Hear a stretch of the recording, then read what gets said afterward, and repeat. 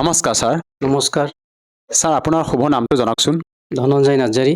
আপুনি ক'ৰ পৰা আহিছে ছাৰ? মই কোকৰাঝাৰ ডিষ্ট্ৰিক্ট দতমা ইয়াৰ পৰা আহিছোঁ। আপুনি সন্ত ৰামপাল মহাৰাজৰ পৰা নাম দীক্ষা কেতিয়া লৈছিল? মই সন্ত ৰামপালজী মহাৰাজ গুৰুৰ পৰা নাম দীক্ষা লোৱাটো হ'ল 2021 2 জুন। তেখেতৰ পৰা নাম দীক্ষা লোৱাৰ আগতে আপুনি পৰম্পৰাগত কিবা ভক্তি সাধনা কৰিছিলনে? এইটোৱেই আমাৰ হিন্দু সমাজৰ পৰম্পৰাগত ব্ৰহ্মা বিষ্ণু মহেশ্বৰৰ, বিশেষকৈ আমি বড়ো কমিউনিটিৰ হয় ন, আমাৰ বাথৌ বুলি কয়। এটি বাথৌৰ মেইন দেৱতা হয় শংকৰ ভগৱান, যিটো নেকি শিৱ। এইটোৱেই পূজা কৰিছিলোঁ, গুৰু ধাৰণ কৰি আমি পূজা কৰিছিল। আপুনি যিহেতু জনালে যে আপুনি পৰম্পৰাগত যিবিলাক সাধনা গুৰু ধাৰণ কৰি আপুনি কৰিছিলে, তেনে ক্ষেত্ৰত ছাৰ আপুনি সন্ত ৰামপাল গুৰুমাজৰ শৰণলৈ কিয় আহিব লগা হ'ল? এইটো অলপ পিছলি যাব লাগিব। মই যেতিয়া গুৰু ধাৰণ কৰিলোঁ, সেই গুৰু ধাৰণ কৰাৰ পৰা 5 বছৰলৈকে মই বহুত কঠোৰভাৱে লাগি ধৰিছোঁ। যিবোৰ অৰ্ডাৰ আছিল আমাৰ যিটো গুৰুৰ পৰা, যেনেকুৱা বিশেষকৈ আমি বিশ্বকৰ্মাৰ পৰাই আৰম্ভ হয় আমাৰটো। বিশ্বকৰ্মাৰ আৰম্ভ কৰি আমি এইটো আমাৰ আহিল দুৰ্গা পূজা, দুৰ্গা পূজাৰ পিছত লক্ষী পূজা, কালী পূজা, এনেকৈ হয় লাষ্ট দৌল যাত্ৰালৈকে এইটো চলিয়ে থাকে। চববিলাক পূজা আমি কৰি থাকোঁ। তাৰপিছত বেয়াহে হ'ব ধৰিছে দিনক দিনে। হস্পিটাল, মনত শান্তি নাই, ঘৰলৈ কিবা অশান্তি দুখ এইবিলাক মনত উগুল টুগুল আহি গ'ল। মই চিন্তা কৰিব ধৰিলোঁ যে 2 বছৰমানৰ পৰা যিটো আমি ভাবিছিলোঁ পৰমাত্মাৰ পৰা, ভগৱানৰ পৰা বিশেষ কিবা উপায় পাম, সুখ শান্তি পাম এনেকা বুলি, কিন্তু এনেকা কৰি 5 বছৰ হৈ গ'ল। তাৰপিছত 2021 1 বছৰ আগতে মোৰ মোবাইলত এইটো যিটো নেকি ভৱিষ্যতবাণী আছে ন, নষ্ট্ৰাডামাছৰ, এইটো আহি গ'ল। মই চালোঁ ইয়াত নষ্ট্ৰাডামাছে কৈছে যে আমাৰ ভাৰতবৰ্ষত যিটো নেকি পাঞ্জাৱ বুলি কয়, পঞ্চনদীৰ থকা এইটো ভাৰত এটা বুলি হিন্দু মহাসাগৰৰ ওচৰত ইয়াৰ এটা চাইৰেন জন্ম লৈছে। চাইৰেন বিশ্ব উদ্ধাৰ কথা হ'ব। এইটো চাইৰেনৰ নিচিনা আৰু গোটেই পৃথিৱীত বেলেগ আৰু চন বিচাৰি নাপাব। এইটো মই চালোঁ। তাৰপিছত চোৱাৰ পিছত চাই ইয়াৰ পিছতে আকৌ সৎসং আহি গ'ল মোবাইলত। সৎসংটো চাবলৈ ধৰিলোঁ। সৎসং চোৱাটো দেখিলোঁ ৰামপালজী মহাৰাজৰ সৎসং হয়। মই ভাষাটোতো ইমানকৈ বুজি নাপাইছিলোঁ, এনে চালোঁ তথাপি। তাৰপিছত যিমানবোৰ ভক্ত আত্মা বহুত জমা হয় ইয়াত, লাখ লাখ মানুহ। মই চিন্তা কৰিলোঁ, ফ'ল' কৰিলোঁ আৰু কি, অলপ নুবুজিলেও অলপ চাইলোঁ। 2-3 দিন পিছে চাই থাকিলোঁ।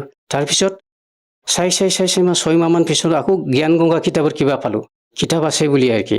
তাৰপিছত জ্ঞান গংগা কিতাপটো কেনেকৈ পাম, এইটো মোবাইল নাম্বাৰ দিয়া আছে। মোবাইল নম্বৰত মই কল কৰিলোঁ।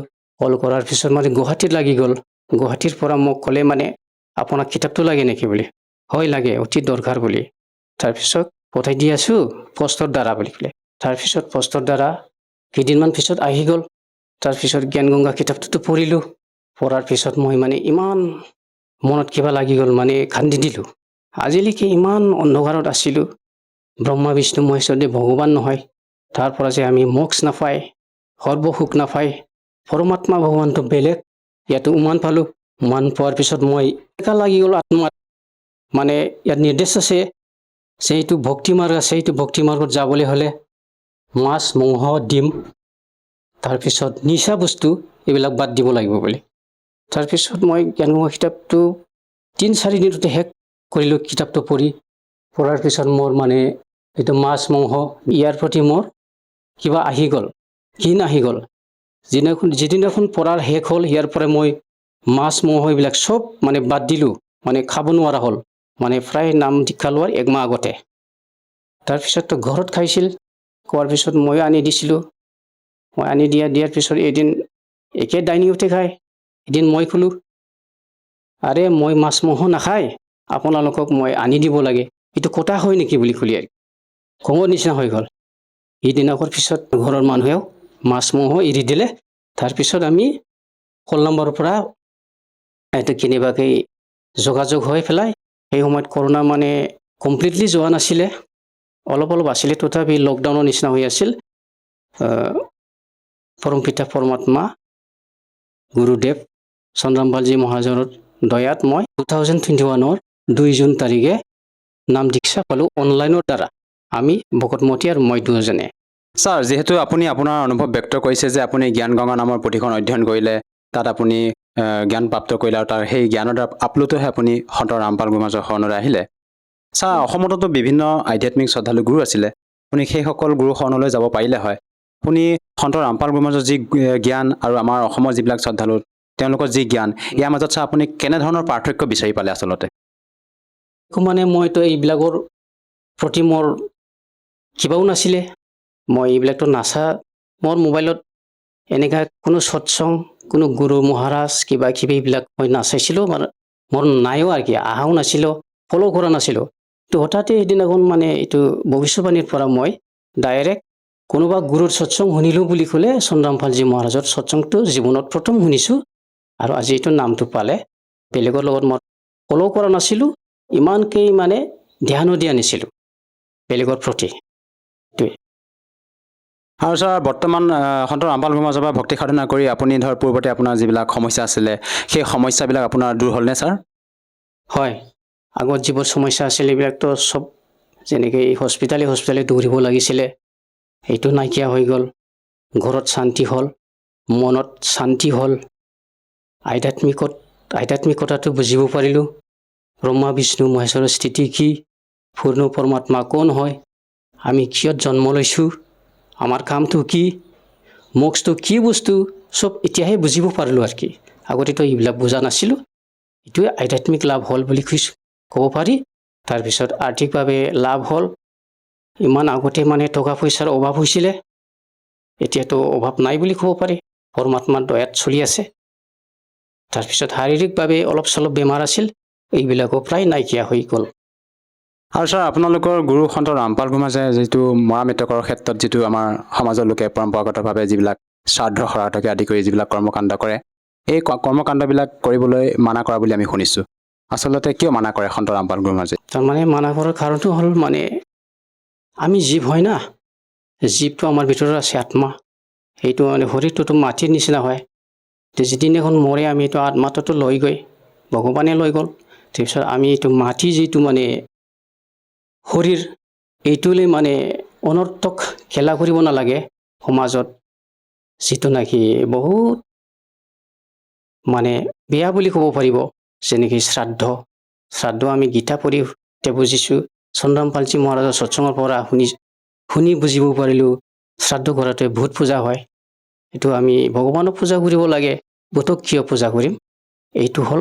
তাৰপিছত আমাৰ শ্ৰাদ্ধৰ পৰা কি হয় কি নহয়, এইটো বেয়া গুণবিলাক আমি অলপ গুৰুৰ পুৰাণৰ পৰাও পালোঁ। শ্ৰাদ্ধৰ ভাত খালে কিবা যদি শ্ৰাদ্ধত যোগ কৰিলে কি হয় মানুহৰ অধোগতি, এইবিলাক বুজিব পাৰিলোঁ। তাৰপিছত এতিয়াতো নাম দীক্ষা লোৱাৰ পিছত গুৰু মহাৰাজৰ পৰা কঠোৰ আদেশ আছে, আমি এইবিলাক অনৰ্থক যি নেকি বেয়া, এইবিলাক মানে আঁতৰত থাকিব লাগে, এইটোৱেই। আৰু আপোনালোকৰ গুৰু সন্ত ৰামপাল গুৰুমাজৰ মুখ্য উদ্দেশ্য কি আচলতে? ভাৰতবৰ্ষক নিচাযুক্ত বস্তুৰ পৰা আঁতৰত ৰখা, তাৰপিছত যৌতুক প্ৰথা বন্ধ কৰা, তাৰপিছত মৃতকৰ ভোজ অনৰ্থক যিটো নেকি বেয়া গুণ এইবিলাক আঁতৰ কৰা, তাৰপিছত যিটো নেকি আমাৰ সমাজত এতিয়া প্ৰশাসনিকভাৱে চলি আছে বহুত বেয়া বস্তু, এইটো কিবা লোৱা, ঘুচ লোৱা, এইটো মানে সম্পূৰ্ণকৈ নাশ কৰা, চব মানুহে সমান, এইটো চবকে বুজাই দিয়া। আৰু লগতে আছে আমাৰ যিটো নেকি আমাৰ সমাজত যিটো শাস্ত্ৰবিধিহীন যিটো কি কৰি আছে, এইটো বাদ দি বেদ গীতা এইবিলাকৰ অনুযায়ী শাস্ত্ৰবিধি অনুসৰি সৎ ভক্তি কৰি এইটো খালৰ লগৰ পৰা আমি মোক্ষ পাই আমাৰ নিজ স্থানত লগলৈ আকৌ গুচি যোৱা, এইটো উদ্দেশ্য হয়। আৰু ছাৰ, আপুনি আপোনাৰ অনুভৱ ব্যক্ত কৰিছে যে সন্ত ৰামপাল গুৰুমাজে ভাৰতক এখন নিচামুক্ত দেশ হিচাপে গঢ়িবলৈ তেখেতে অভিযান আগবঢ়াইছে। জানিব বিচাৰিছোঁ ছাৰ আপোনাৰ পৰা, আপুনি পূৰ্বতে কিবা নিচা সেৱন কৰিছিল নেকি ছাৰ? হয়, সঁচাকৈ মই আগতে নিচা কৰিছিলোঁ, বেছি নহ'লেও এইবিলাক যিটো নিচা চলে এইটো নিচা কৰিছিল। যেনিবা চাদা খোৱা, তামোল অলপ চলপ খোৱা, এইটো মদ খোৱা। কিমান বছৰ ধৰি আপুনি সেৱন কৰিছিলে সেই নিচা? এইটোতো বেছি দিন হোৱা নাছিলে, ইমান নহ'লেও অলপমান খাইছিলোঁ, যেনিবা লগৰীয়াৰ লগত কিবা অকেশ্যন কিবা কিবি হ'লে এইটো খাইছিলোঁ আৰু কি তো বহুত বছৰ নহ'লেও কমচে কম 10-12 বছৰ মানৰ পৰা খাইছিলোঁ এইবিলাক তামোল চাদা আৰু মদ এইবিলাক। আৰু ছাৰ আপোনালোকৰ গুৰু সন্ত ৰামপাল গুৰুমাজৰ প্ৰতিজন শিষ্যই মত ব্যক্ত কৰে যে তেওঁৰ পৰা নাম দীক্ষা লোৱাৰ পিছতে নিচা সেৱন কৰাতে বটভ্যাস ত্যাগ কৰিব পাৰে। আচলতে আপোনালোকক সন্ত ৰামপাল গুৰুমাজে এনেকুৱা কি ভক্তি মন্ত্ৰ প্ৰদান কৰে আপোনালোকক যাৰ বাবে নেকি আপোনালোকে সহজভাৱে এৰিবলৈ সক্ষম হয়? এইটোৱে মোৰ বোধ হিচাপে মই বুজা হিচাপে মই এইটোৱে ভাবোঁ যে মানে চন্দ্ৰ ৰামপালজী মহাৰাজৰ পৰা নাম দীক্ষা লোৱাৰ পিছত যিটো নেকি মন্ত্ৰ দিয়ে এইটো মন্ত্ৰ শক্তিৰ কাৰণে বোধ হয় এইটো নিচাটো এৰিব পাৰে। চন্দ্ৰ ৰামপালজী মহাৰাজে যিটো নেকি ভক্তি দিয়ে এইটো শাস্ত্ৰ অনুকূল বেদ গীতা পুৰাণ খুৰাণ বাইবেল আদি যিবোৰ পবিত্ৰ ধৰ্মশাস্ত্ৰবোৰত যিটো নেকি বিধি ইয়াৰ অনুকূল শাস্ত্ৰ অনুকূল হিচাপে যিটো ভক্তি দিয়ে ইয়াৰ ফলত মন্ত্ৰ শক্তি আমাৰ শক্তিশালী বুলি ক'ব লাগিব। ইয়াৰ কাৰণে আমি নিচা আৰু যিটো নেকি মাছ মঙহ এইবিলাক এৰিব পাৰে বুলি মই জানো। আৰু এটা কথা জানিব বিচাৰিছোঁ ছাৰ, যিহেতু আমি মানে আমাৰ ভাৰতবৰ্ষত যিবিলাক আধ্যাত্মিক গুৰু আছে তেওঁলোকৰ যেতিয়া প্ৰবচনবিলাক শুনো তেওঁলোকে মত ব্যক্ত কৰে যে ব্ৰহ্মা বিষ্ণু মহেশ অজৰ অমৰ। কিন্তু আপোনালোকৰ গুৰু সন্ত ৰামপাল গুৰুমাজে কবি চাহেবক পৰমাত্মা বুলি তেখেতে ভক্তিবিধি প্ৰদান কৰে। এই ক্ষেত্ৰত ছাৰ আপুনি এজন সচেতন ব্যক্তি হিচাপে কি ক'ব বিচাৰে যে প্ৰকৃততে কবিদেৱ পৰমাত্মা কিবা প্ৰমাণ আছেনে সৎগ্ৰন্থত? কবিৰদেৱ পৰমাত্মা বুলিতো বেদ গীতা খুৰাণ এই সকলো শাস্ত্ৰতে প্ৰমাণ আছে কবিৰদেৱে ভগৱান বুলি। যিটো নেকি বেদত গীতাত লিখা আছে অধ্যায় 17 23 নম্বৰ শ্লোকত অং তৎসৎ যিটো নেকি সচিদানন্দ ঘন ব্ৰহ্মৰ 3টা মন্ত্ৰ যিটো নেকি মন্ত্ৰ জপ কৰাৰ পিছত আপুনি সৎলোক পাবলৈ সক্ষম হ'ব। চব প্ৰমাণ আছে কবিৰ পৰমাত্মা কবিৰ অংগ ঋষি কবিৰ ব্ৰহ্মা ঋষি যিটো নেকি ভাৱনাশক বন্ধন যিটো নেকি খালৰ বন্ধন ইয়াৰ পৰা মুক্তিদাতা হয়। এইবিলাক চালোঁ আমি বহুতো চালোঁ। এইবিলাকৰ পৰা প্ৰমাণ পাই গুৰু গ্ৰন্থ চাহিবৰ পৰাও আমি প্ৰমাণ পাওঁ হাক্কা কবিৰ বুলি। আৰু বাইবেলতো লিখা আছে মই দেখা পাইছোঁ কবিৰ বুলি লিখা আছে কবিৰ অলমাইটি গড বুলি এইটো। তাৰপিছত পুৰাণতো মানে যিটো ইংগিত পূৰ্ণ পৰমাত্মা কবিৰ ইয়াৰ বহুত আছে সৃষ্টি ৰচনাৰ কথা আছে এইটোৱেই। ছাৰ আজি যিহেতু আপুনি আমাৰ দৰ্শকসকলৰ সন্মুখত আপোনাৰ অনুভৱ দাঙি ধৰিলে, আপোনাৰ অনুভৱ ব্যক্ত কৰিলে যে আপুনি ৰামপাল মহাৰাজৰ পৰা নাম দীক্ষা লোৱাৰ পিছতে বিভিন্ন প্ৰকাৰে আপুনি লাভ পাইছে, যিসকল দৰ্শকে আজি আপোনাক টিভি স্ক্ৰীণত প্ৰত্যক্ষ কৰি আছে আপুনি তেওঁলোকক কি বাৰ্তা দিব বিচাৰে যাতে তেওঁলোকেও আপোনাৰ দৰে লাভ পাব পাৰে? মই সৰ্ব মানৱ জাতিক এইটোৱে প্ৰাৰ্থনা কৰিব বিচাৰোঁ যে আপোনালোকে অতি সোনকালে চন্দ্ৰ ৰামপালজী মহাৰাজৰ নাম দীক্ষা লৈ নিজৰ যিটো নেকি জীৱ এইটো কল্যাণ কৰক আৰু এই সংসাৰত সৰ্বসুখ পাবলৈ সক্ষম হওক। তাৰপিছত সৎলোক যিটো নকয় না য'ত মানে জন্ম মৰণ নাই সৰ্বসুখ আছে দুখ নাই সুখসাগৰ ইয়াত মানে আমাৰ নিষ্ঠা আছিল। এইটো চন্দ্ৰ ৰামপালজী মহাৰাজৰ সৎসঙৰ পৰা আমি জানো, আপোনালোকেও জানিব। ইয়ালৈ যোৱাৰ নেকি যি বাট এইটো আপোনালোকে নাম দীক্ষা লৈ হুকুম কৰি লওক। যিটো নেকি আগত ব্ৰহ্মা বিষ্ণু মহেশ্বৰৰ সাধনা কৰাত যি মানে উচুকি আছিল চবপিনে মানে বেমেজালি আছিলে শাৰীৰিকভাৱে আৰ্থিকভাৱে আধ্যাত্মিকভাৱে বা মনলৈ অলপ অশান্তি আছিল, ঘৰলৈ পাৰিবাৰিক হাই কাজিয়া হৈছিল কথা নুবুজাৰ কাৰণে। এইটো যদি এতিয়া চন্দ্ৰ ৰামপালজী মহাৰাজৰ পৰা নাম দীক্ষা লোৱাৰ পিছত সম্পূৰ্ণকৈ নাইকিয়া হৈ গ'ল। তাৰপিছত আধ্যাত্মিক লাভ হ'ল, শাৰীৰিকভাৱে লাভ হ'ল। মই যেনেকৈ লাভ পাইছোঁ আপোনালোকেও লাভ পাব বুলি মই আপোনালোকলৈ বিনম্ৰভাৱে প্ৰাৰ্থনা কৰিছোঁ যে আহক আপোনালোকেও চন্দ্ৰ ৰামপালজী মহাৰাজৰ জ্ঞান গংগা পুথিখন পঢ়ক।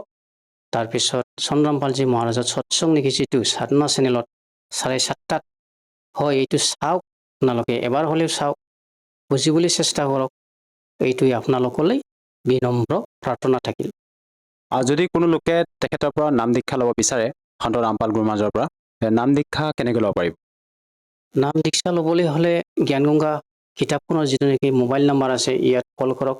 চন্দ্ৰ ৰামপালজী মহাৰাজৰ সৎসং যিটো নেকি সাধনা চেনেলত 7:30 হয় আবেলি ইয়াত মানে নাম্বাৰ ওলাই থাকে তললৈ, এইটো তলত নাম্বাৰটো ডাইল কৰিলে আপুনি যিকোনো প্ৰকাৰে আপোনাৰ ওচৰলৈ আপোনালোকলৈ ফোন আহিব।